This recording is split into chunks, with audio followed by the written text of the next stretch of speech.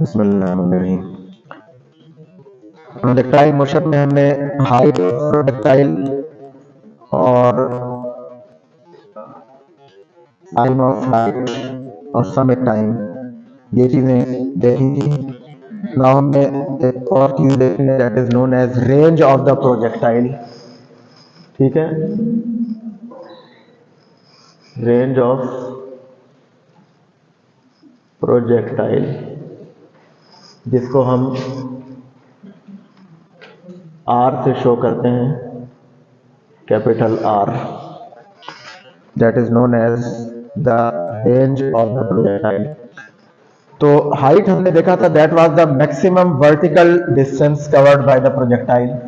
Range is the maximum horizontal displacement और maximum horizontal distance covered by the projectile, उसको हम range कहते हैं। यानी अगर हमने प्रोजेक्टाइल को किया है एट एन एंगल थीटा, तो व्हाट इज द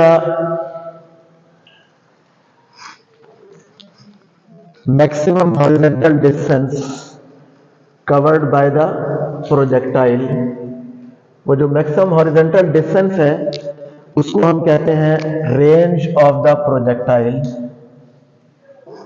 ठीक है, यानी यहां पे this is the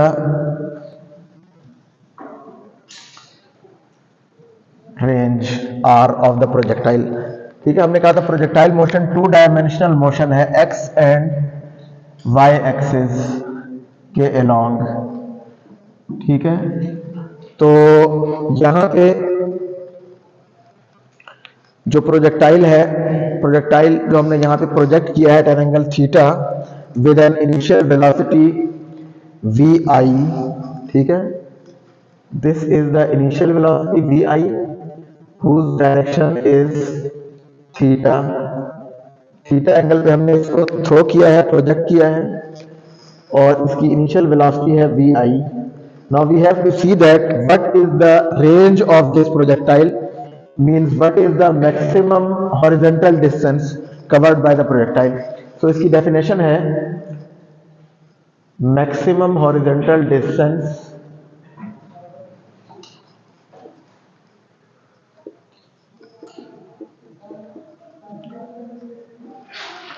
covered by the projectile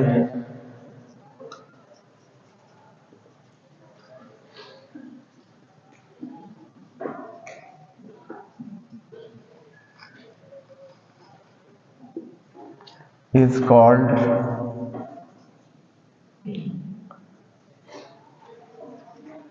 range of the projectile। इसको हम रेंज कहते हैं। तो यहाँ पे हमने इसमें डायग्राम में शो किया, ये इसकी रेंज है, मैक्सिमम हॉरिजॉन्टल डिस्टेंस। ये मैक्सिमम वर्टिकल डिस्टेंस जो कल हमने देखा था that was height. Now to calculate the range of the projectile we use the equation S is equal to v t. ये बेसिकली V एवरेज होती है, S is equal to V average into t. ठीक है, now अगर velocity constant हो तो V average को हम V के इक्वल ले सकते हैं।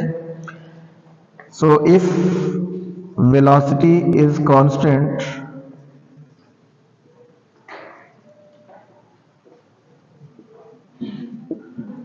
Then V average is equal to V। तो हम इसको लिख सकते हैं S is equal to V t. Now हमने ये देखा था कि प्रोजेक्टाइल मोशन में जो हॉरिजॉन्टल मोशन होती है that is a motion with constant velocity, zero acceleration. So this equation in horizontal direction can be written as, इस इक्वेशन को हॉरिजॉन्टल डायरेक्शन में अगर हम लिखें, so we can write x is equal to v x into t. X direction में हमने distance s को x से रिप्लेस कर दिया, जैसे हम वर्टिकल डायरेक्शन में s को हमने y से रिप्लेस किया था। कल हमने देखा था कि जब हमने हाइट कैलकुलेट की थी उसके लिए हमने थर्ड इक्वेशन यूज की थी in vertical direction, time of flight के लिए हमने सेकंड इक्वेशन यूज की थी इन वर्टिकल डायरेक्शन, तो वहां पे हम वर्टिकल डायरेक्शन में s को हमने y से रिप्लेस किया था। यहां पे क्योंकि ये हॉरिजॉन्टल डिस्टेंस है रेंज, तो हम यहां ये वाली इक्वेशन यूज कर रहे हैं s = vt, और ये हम x डायरेक्शन में यूज कर रहे हैं हॉरिजॉन्टल डायरेक्शन में, तो s की जगह x आ जाएगा, v की जगह vx आ जाएगा इनटू t। नाउ क्योंकि हॉरिजॉन्टल वेलोसिटी कांस्टेंट है, हमने यहां लिखा है वेलोसिटी इज कांस्टेंट, तो यहां पे हमारे पास एवरेज वेलोसिटी की जगह v आ जाएगा, और वो कांस्टेंट वेलोसिटी यहां पे क्या है, vx। So vx is equal to vix, which is equal to vi cos theta, and this remains constant। Horizontal velocity हमने देखा था कि कांस्टेंट रहती है प्रोजेक्टाइल मोशन में, तो ये जो vx है ये कांस्टेंट है, तो इसलिए हम vx की जगह vix पुट कर रहे हैं, which is a constant velocity, और उसकी वैल्यू क्या है, vi cos थीटा। तो ये इक्वेशन क्या हो जाएगी, so we can write x is equal to vi cos theta into t। ठीक है, नाउ टाइम ऑफ फ्लाइट कैलकुलेट करने के लिए हमने ये कहा है कि ये मैक्सिमम हॉरिजॉन्टल डिस्टेंस है, सॉरी रेंज जो है, that is maximum horizontal distance covered by the projectile. तो देखें, फॉर कैलकुलेशन ऑफ रेंज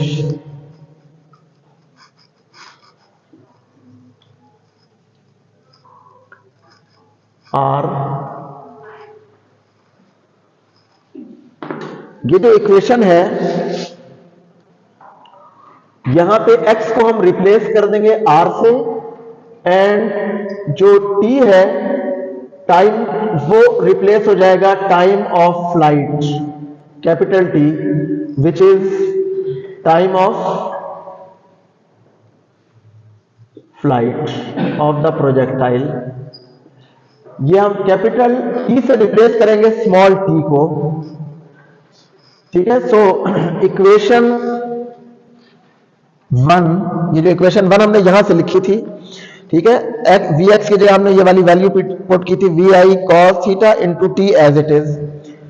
तो देखें, अब हमारे पास जब रेंज हम कैलकुलेट कर रहे हैं r, तो यहां पे देखें कि जितनी देर में ये बॉडी यहां से यहां आएगी, that is the time of flight, और उतनी ही देर में ये हॉरिजॉन्टल डिस्टेंस इतना कवर होगा रेंज के बराबर।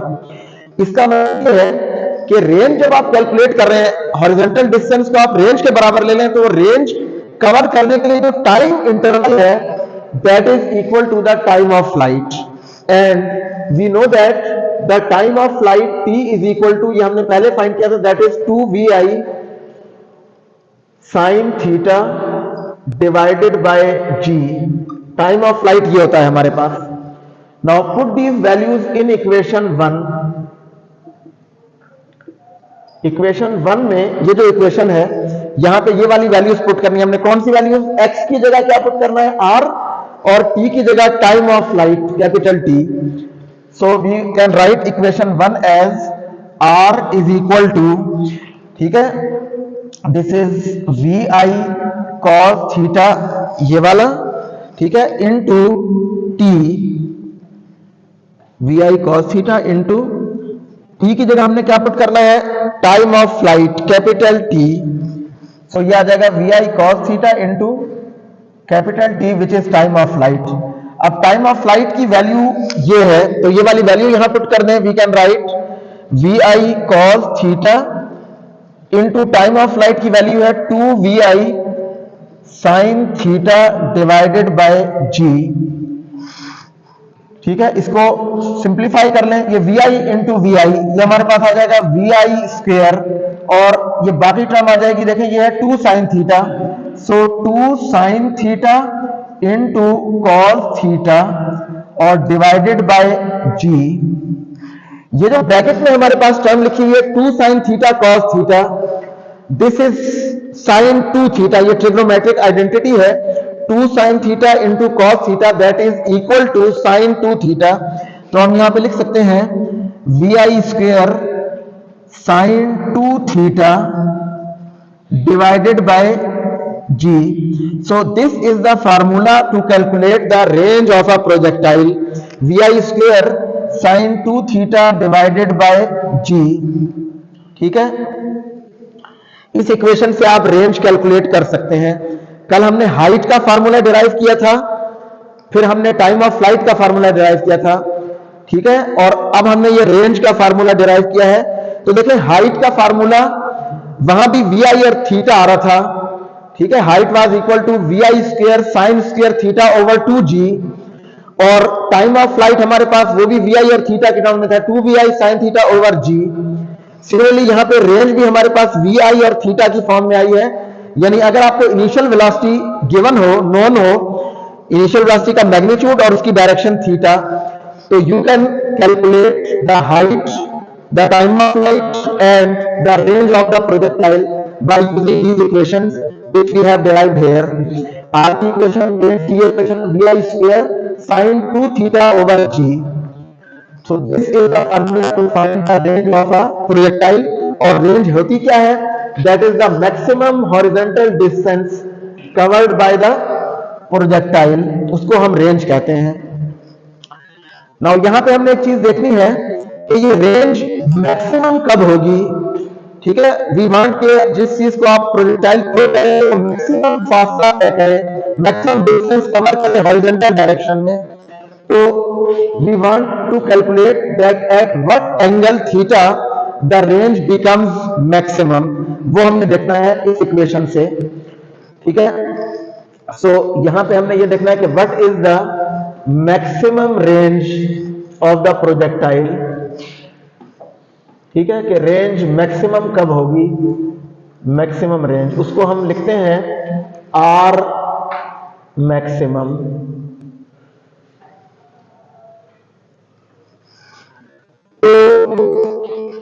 Equation 2 which is the equation for the range of a projectile, इस इक्वेशन में हम देख सकते हैं कि for a given initial velocity, अगर हमारे पास ये जो साइन 2 थीटा है ये मैक्सिमम हो तो रेंज मैक्सिमम होगी उस इनिशियल वेलोसिटी पे, ठीक है।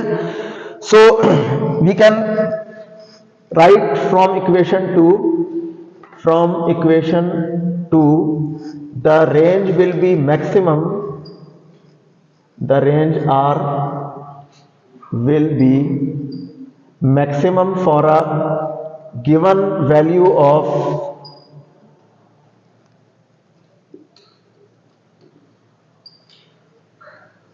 initial velocity vi if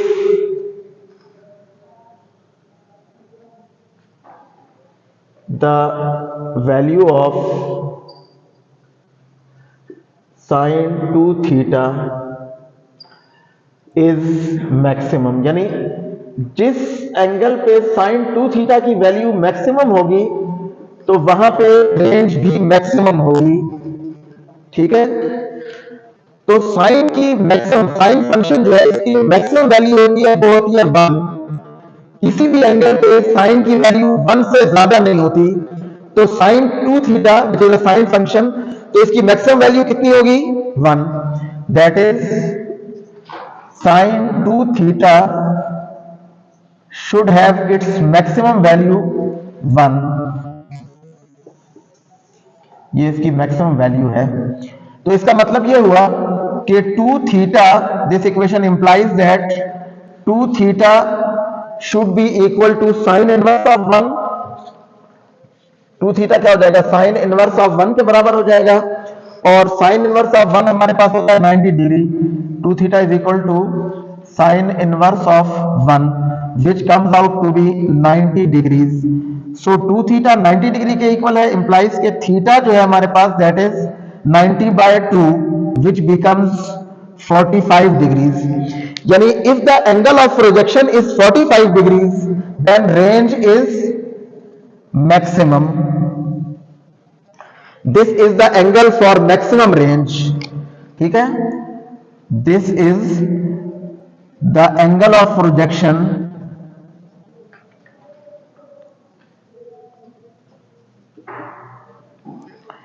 for the maximum range of projectile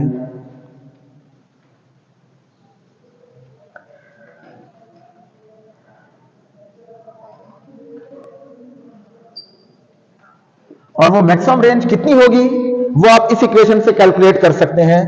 the maximum range is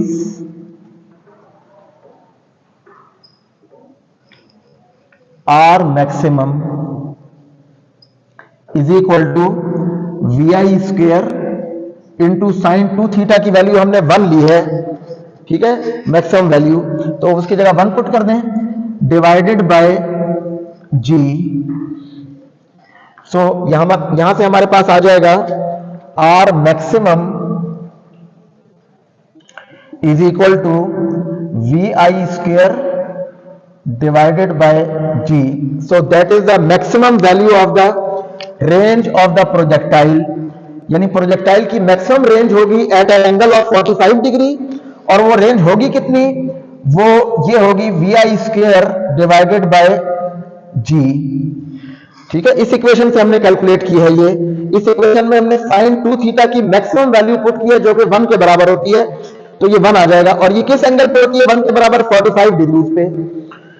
इसका मतलब ये हुआ कि सो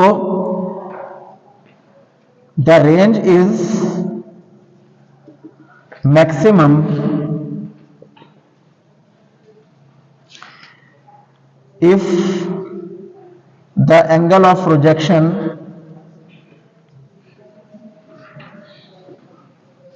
is theta is equal to 45 degrees and the maximum range is